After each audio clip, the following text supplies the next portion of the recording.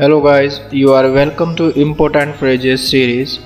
जब आप अपने डेली कन्वर्सेशन में भरपूर शब्द का यूज़ करते हो और कुछ इस तरह के वाक्यों को बोलते हो जैसे भरपूर फ़ायदा उठाना, काम लेना, लाभ की सोचना, इसमें भरपूर शब्द कॉमन होता है। तब आप अक्सर हिंदी में इस तरह के वाक्यों के माध्यम से आप अपने विचार को व्यक्त करते हो। उसने अपने पद का भरपूर फ़ायदा उठाया। मैं खाली समय का भरपूर फ़ायदा उठाता हूँ। हम इस छूट का भरपूर फ़ायदा उठा रहे हैं। मैं अपने ज्ञान का भरपूर फ़ायदा उठाऊँगा। गाइस, इस तरह के वाक्यों को तो आप हिंदी में आसानी से बोल लेते हो, पर अंग्रेजी में कैसे कहें, इसके लिए रूल को समझना ज़रूरी है।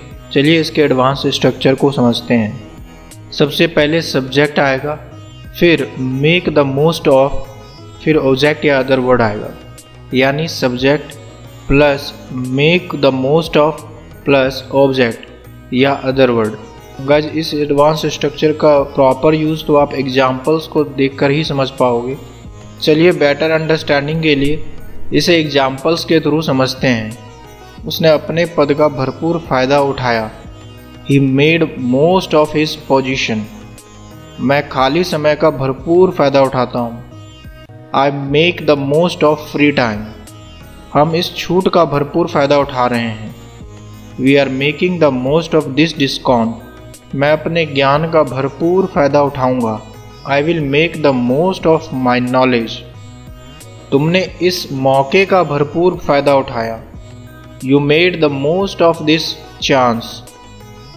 गाइस, इन एग्जाम्पल्स को देखने के बाद आई एम श्योर कि आपका कॉन्फिडेंस काफ़ी इम्प्रूव हुआ है।